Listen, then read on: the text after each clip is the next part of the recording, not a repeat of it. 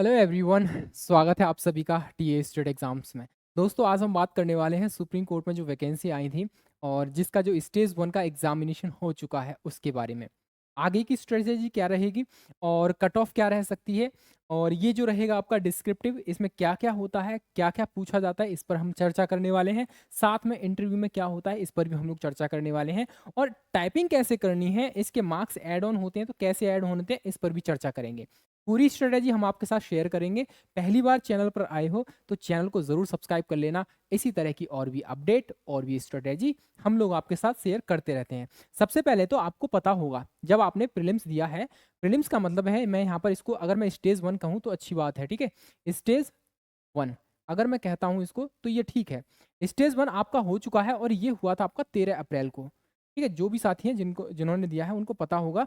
उसमें क्या था कि भाई मेरे, आपका टोटल देखा जाए, टोटल तो 125 मार्क्स का पेपर था, जिसमें आपका 100 मार्क्स का आपका कह सकते हैं 3 सेक्शन में बटा हुआ था। एक क्वांटिटिव एप्टीट्यूड था, दूसरा जनरल अवेयरनेस था। जनरल अवेयरनेस यानी कि कह सकते हैं जिसमें जीके जीएस वाला सेक्शन था, और उसके बाद आपका 50 नंबर का ये था, आपका इंग्लिश था। उसके बाद आपका 25 नंबर का कंप्यूटर था। इस तरीके से आपका 125 मार्क्स का यहाँ पर पेपर हो गया है, ये वाला, ठीक है। स्टेज वन हो चुका है। अब आप में से कई साथियों को कंसर्न था कि इसकी जो कट ऑफ है कैसे लगेगी। कट ऑफ ऐसे लगेगी भाई मेरे, इसको पहले पढ़ लीजिए। देखो भाई, यहाँ पर बोला क्या है इन्होंने।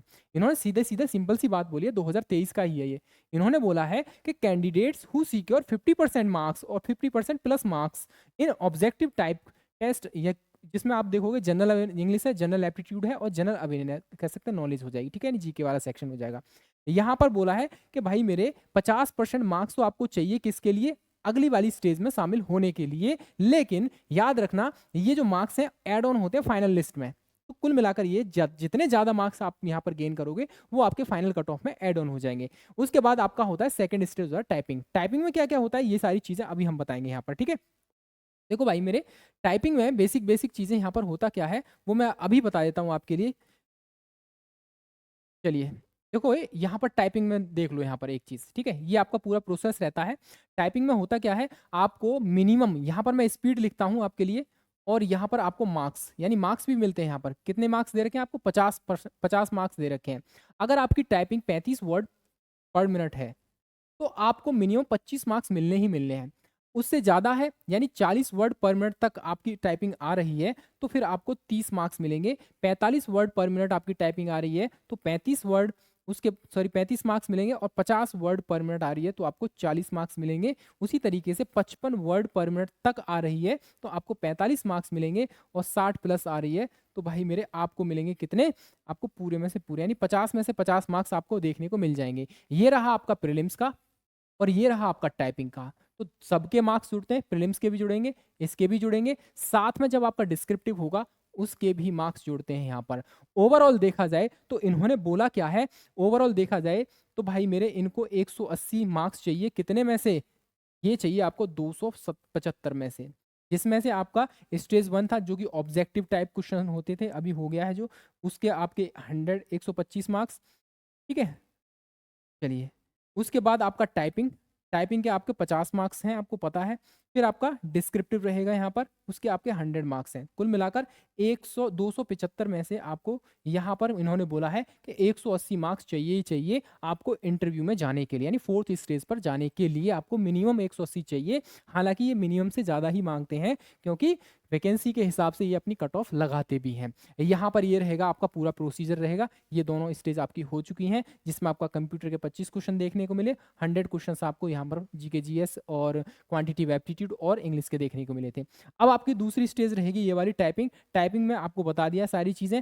सबसे इंपॉर्टेंट चीज़ ये चीज़ याद रखना, 3% गलतियाँ जो हैं आपकी ऑल ओवर वर्ड्स का, जो भी जितने भी वर्ड आप टाइप करोगे 3% गलतियां माफ हैं। अगर इससे ज्यादा आप गलती करते हो कोई पेनल्टी नहीं है, यहाँ पर आप डिस्क्वालीफाई हो बस, ठीक है। डिस्क्वालीफाई हो जाओगे बस, ये समझ लेना। उसके बाद आपका आता है फिर डिस्क्रिप्टिव होगा। डिस्क्रिप्टिव में आपका इंग्लिश लैंग्वेज में ही होगा। अब डिस्क्रिप्टिव में क्या क्या पूछा जाता है यहाँ पर, यानी कि आपकी तीसरी स्टेज ये रहेगी जिसमें आपको मिलेगा एक ऐसे, यानी कि आपको टोटल 6 ऐसे मिलेंगे, 6 में से आपको एक मिलेगा। अभी हम डिस्कस करेंगे कौन कौन से टॉपिक पर ऐसे राइटिंग आपको करनी चाहिए और कौन कौन से कैसे टॉपिक हैं जहां पर ये आने की संभावना रहेगी।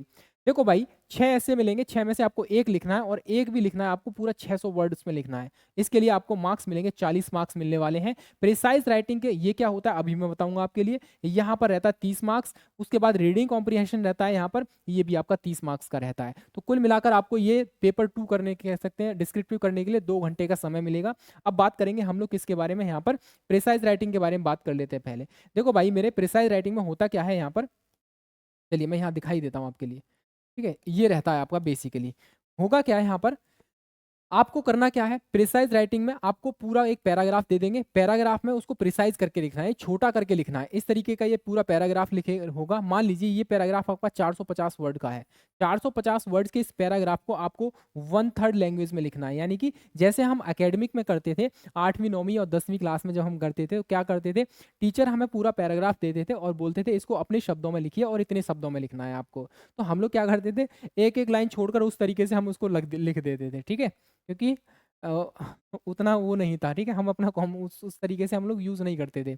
एक लाइन छोड़ो लिख दो, एक लाइन छोड़ो लिख दो, इस तरीके से या थोड़ा बहुत सेंटेंस आगे पीछे करके मैच करके हम लोग एडजस्ट कर दिया करते थे। लेकिन आपको ऐसा नहीं करना है यहाँ पर, ठीक है?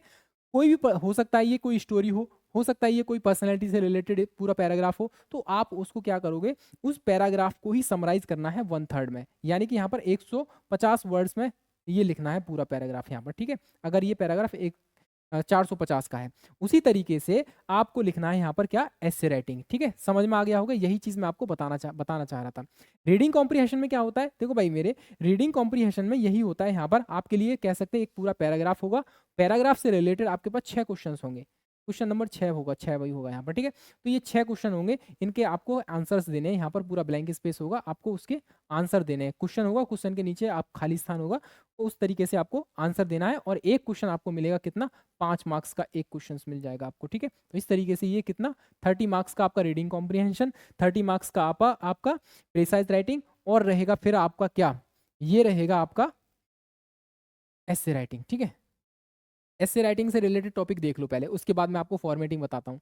देखो भाई मेरे टोटल आपके 6 पैरा कह सकते हैं ऐसे मिलेंगे। यहाँ पर आपको एक को अटेम्प्ट करना है और एटलीस्ट कम से कम 600 वर्ड्स में लिखना है। इस 600 वर्ड्स का नाम सुनते ही कम से कम आपको, कम से कम बता रहे हैं, 50 मिनट का समय चाहिए मिनिमम है, और वो भी तब आपको 50 मिनट तब लगेंगे जब आप एक्सपर्ट हो थोड़ा सा। ठीक है? अच्छा खासा आपने आंसर राइटिंग की हो तब। बेसिक बेसिक जो टॉपिक रहेंगे, जैसे मैंने लास्ट ईयर का उठाया है, लास्ट ईयर मतलब 2023 का, जिसमें आपने देखा होगा वुमेन एम्पावरमेंट से रिलेटेड, यानी कि जो महिला सशक्तिकरण है, इससे रिलेटेड आपसे पूछ लिया गया था। ये सेम टॉपिक पूछा गया था आपसे आंसर ऐसे राइटिंग में। अब आप मुझे एक चीज़ बताइए, आप न्यूज़पेपर पढ़ते हो, न्यूज़ भी पढ़ते होंगे, न्यूज़ सुनते भी होंगे, बुक्स भी पढ़ते होंगे, तो कहीं ना कहीं ये चीज़ आपको पता है कि भैया महिला सशक्तिकरण का मतलब क्या होता है, वुमेन्स का एम्पावरमेंट करना क्या होता है।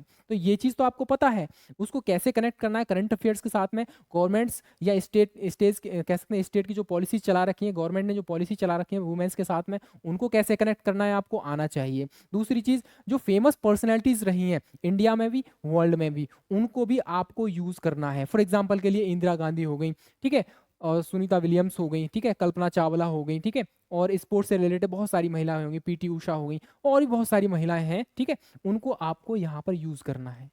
कुल मिलाकर ये है, नॉर्मल आपको ऐसे आया कह सकते हैं आता है, नॉर्मल टॉपिक आता है, उसको जनरल टॉपिक आता है, और आपको उसको अपनी लैंग्वेज में थोड़ा सा इफेक्टिव बनाना है करंट अफेयर्स का यूज करके।